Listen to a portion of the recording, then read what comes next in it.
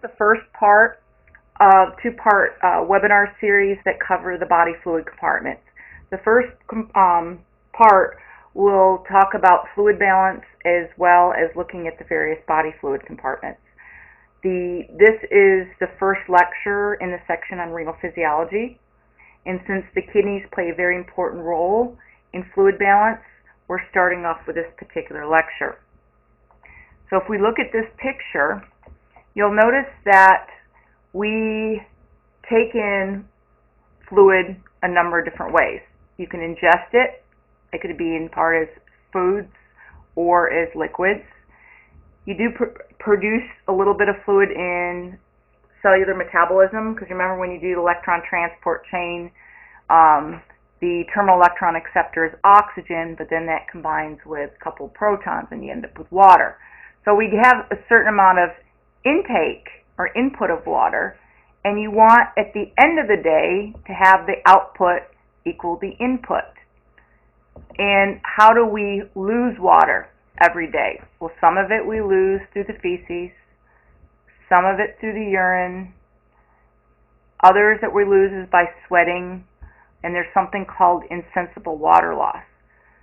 So the main thing is we want to be in fluid balance, because water is a very important substance in a lot of processes in the body, so we don't want to be in a fluid deficit, but we also don't want to have more fluid in than fluid out, because that could also affect how various body functions.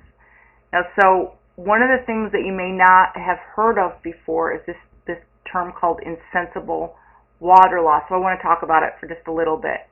Insensible water loss is the fluid that you lose each day that you're unaware of. And it's not sweating. Sweating's completely different. You do lose fluid through your skin, and it's not sweating. If you just look at your skin now, believe it or not, you're losing water. We also lose fluid by breathing. When you exhale, what you're actually exhaling is carbon dioxide and water. It's more evident when it's cold out. When you breathe, you can see it, and what you're seeing is water vapor. So we lose water in a number of different ways. Now, some of them, we have to lose water by urine, because in removing the metabolic waste products, it needs to be in a certain minimum volume of water. We're going to inevitably lose some fluid through feces. So and then obviously with sweating, it's going to be an important loss of fluid if it's hot out. The insensible water loss, we don't really have much control of. So we have to think about, if I need to conserve water under certain things, which of the ones can I alter the most? The one that I probably can control the most is the amount lost by urine. We want to minimize the loss, and the kidneys are going to be an important role in that. Now, insensible water loss, I said that we really can't control that. We have no control over it, but we do have some adaptations to try to minimize the amount of water loss through, say, the skin. So in the skin, insensible water loss is minimized because of keratin. The skin does have keratin, and that helps to minimize the amount of fluid loss. Now, if I'm a reptile, the reptiles, you look at their skin or scales, they're adapted to really minimize fluid loss because of where they live. We have keratin. Obviously, we don't have scales, but the presence of the keratin in the skin helps to minimize it. But if you're a burn victim, your amount of water loss through the skin is going to be greatly increased because you've damaged the layer of the skin. So that is a potential issue with burn victims, is dehydration, just because of the insensible water loss. Now, if we look at a scenario of looking at, again, kind of amount of fluids that are taken in versus output, all the different things, again, the whole idea is we want intake to be equal to output. What could happen as a result of prolonged heavy exercise? So let's look at how some of these values can change. There's a big question mark about intake because it all depends on, do you have availability to fluids while you're exercising? So that could be a big question mark. When you look at output, some of these things will pretty much be the same, but some of them will be increased. Your insensible water loss to the lungs will be increased. The amount of water loss as a result of sweating will be significantly increased.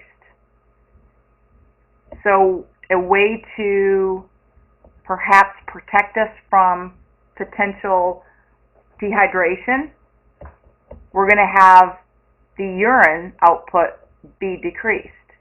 So what I want you to do is you're going to be submitting something that's going to be answering questions that I have periodically through the webinar.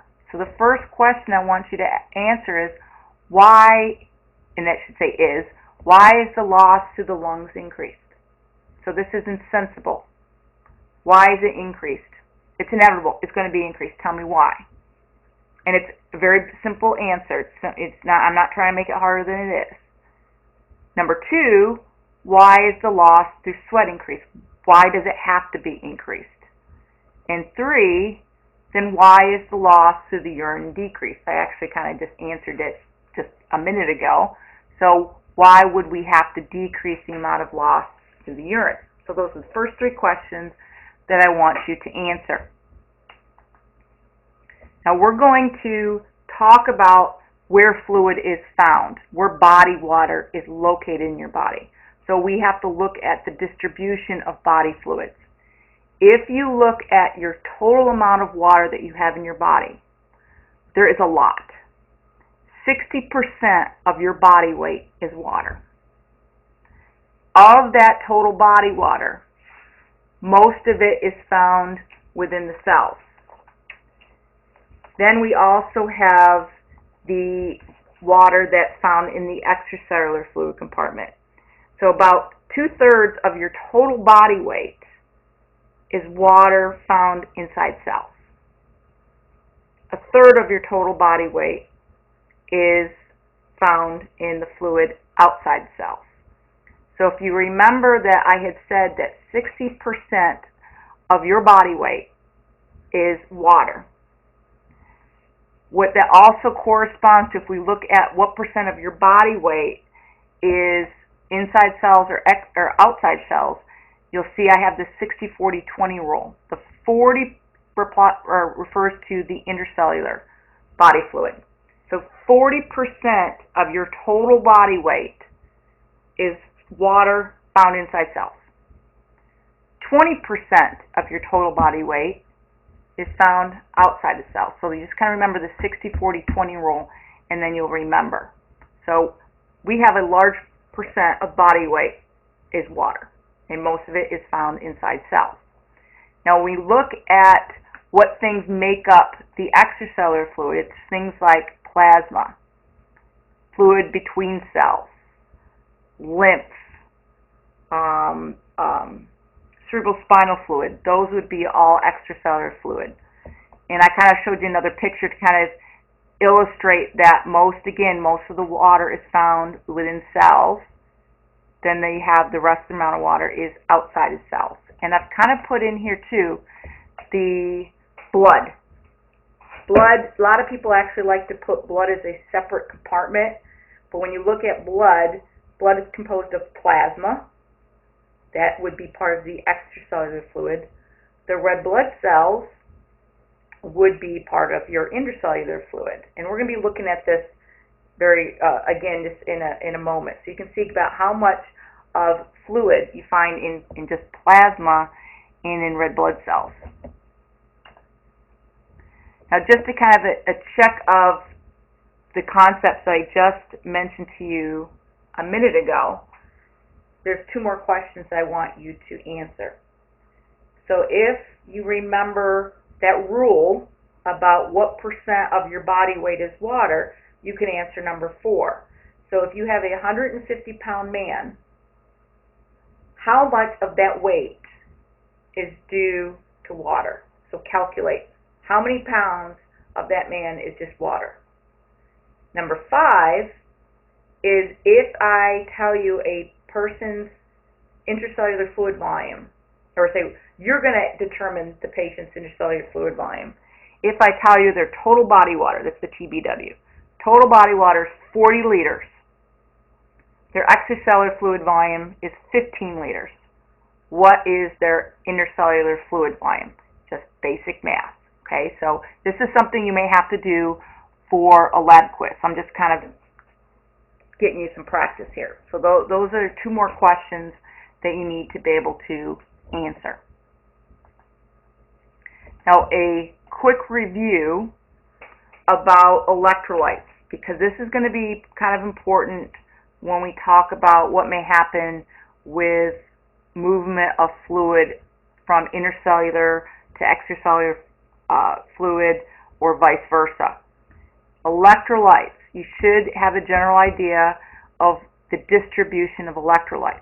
Biggest thing, a couple big things that I want you to remember, is in your extracellular fluid, you have a lot of sodium.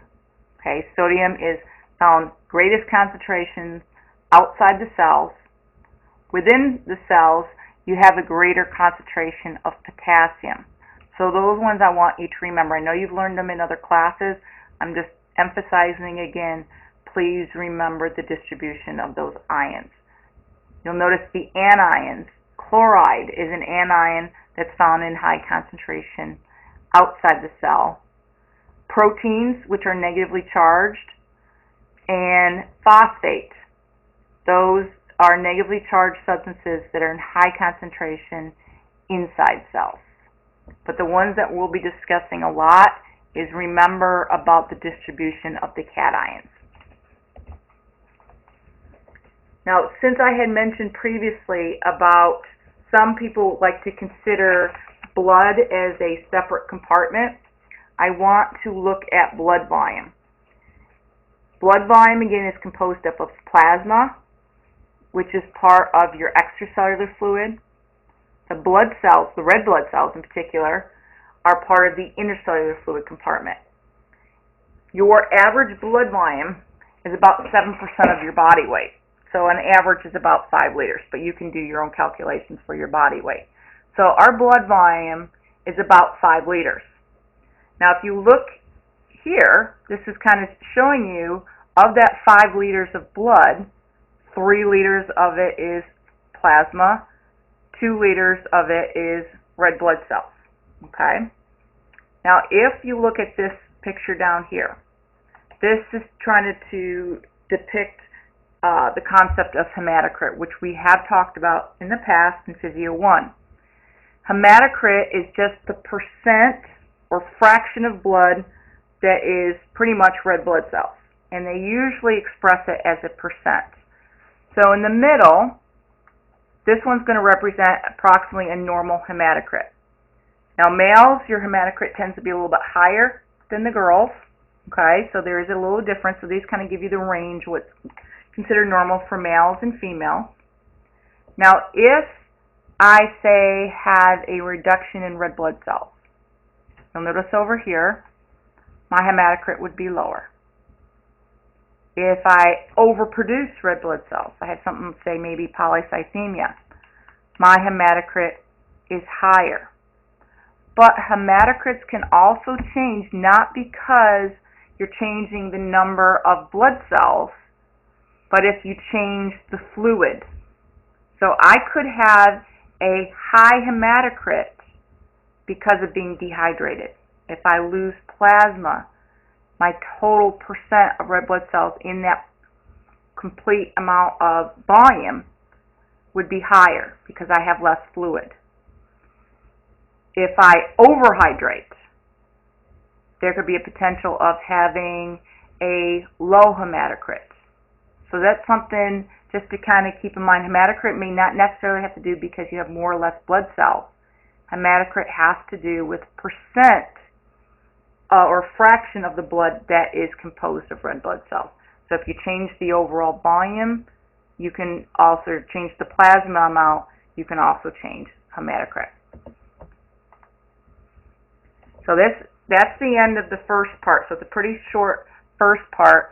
We're going to be starting the second part in a moment.